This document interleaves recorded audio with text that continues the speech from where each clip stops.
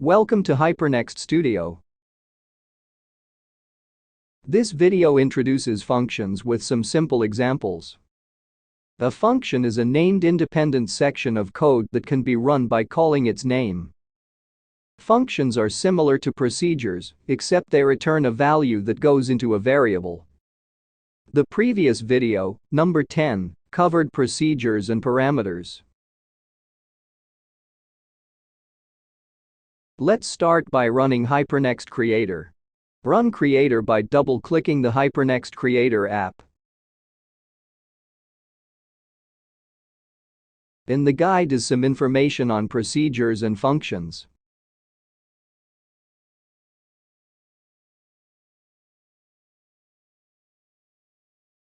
HN has over 600 built-in functions that can be called from anywhere. Although HN does not directly support user-defined functions, there is a workaround to make them using procedures.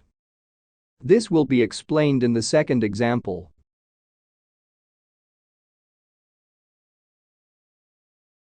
Create a new project using menu file with option New.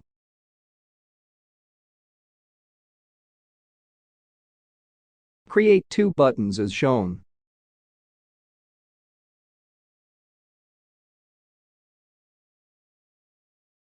Create 6 fields as shown.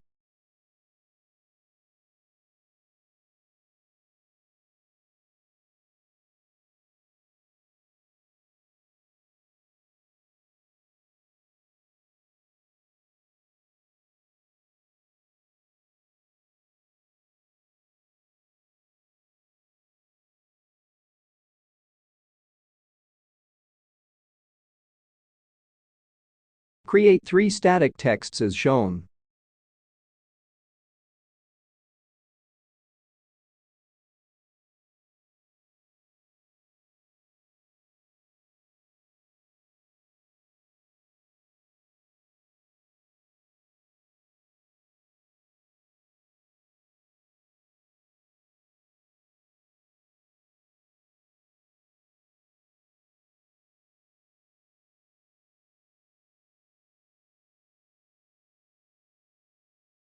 This example briefly explains the basics of HN functions. See the guide here for more info.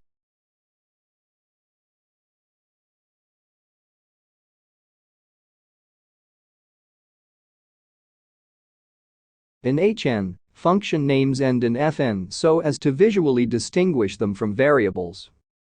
Some functions need values passing to them so they can work properly. In programming, these values are called parameters.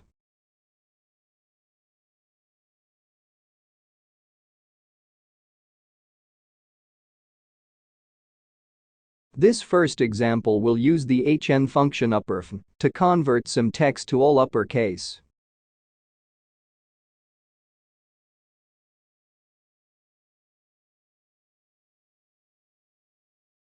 Click button 1 and then click the script button.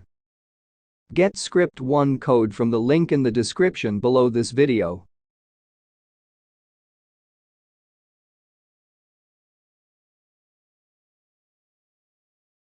The script simply takes the text from field 1 and puts it into variable S1. Then uses the upperf function to convert S1 text and places the result in field 2.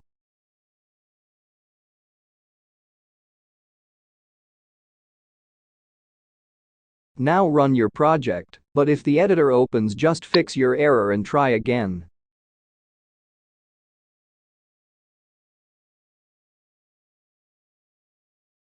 Click button 1 to see what happens. Change the text in field 1 and click button 1 again.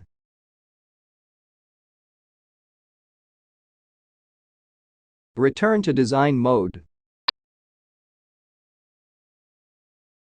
This example shows how to create and define your own user-defined function by using a procedure.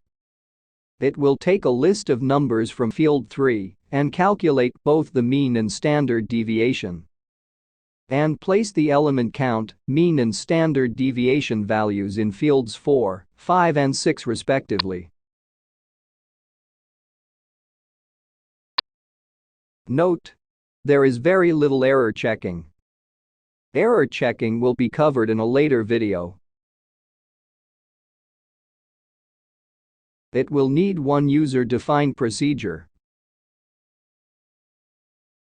Click the script button to open the editor. Then click the main code button.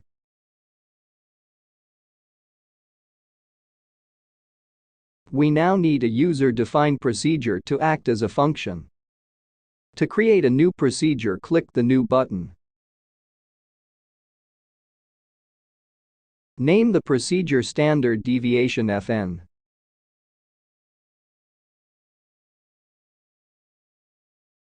It does not need any parameters as it will just use global variables. Click the Accept Changes button. The standard deviation code will go into this procedure. Get script 2 code from the link in the description below this video.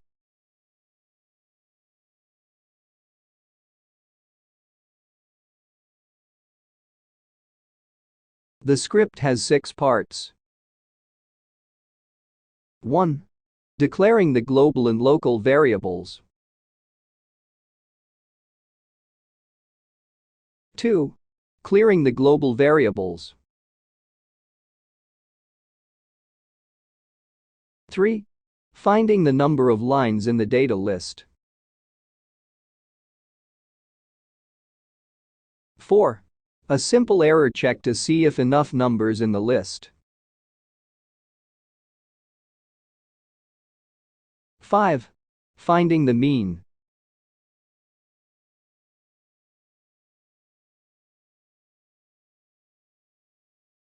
6. Finding the standard deviation.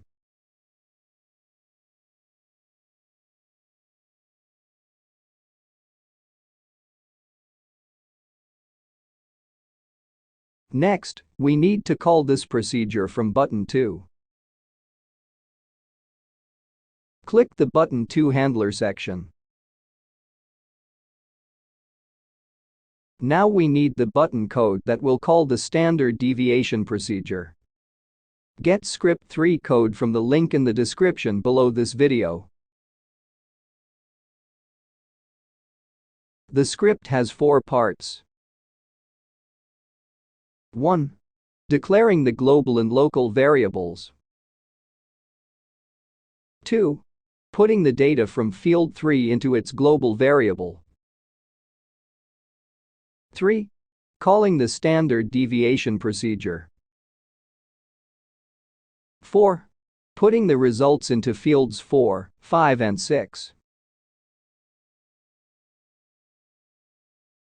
Next, in main code we can define the global variables used in the standard deviation procedure. This helps us remember which global variables are being used. Just copy them from button 2 or the standard deviation procedure and place them into the variables section.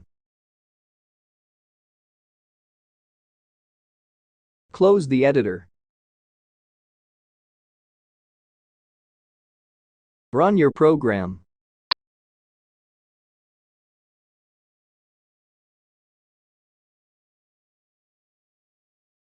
Enter a list of numbers into field 3 with 1 number per line.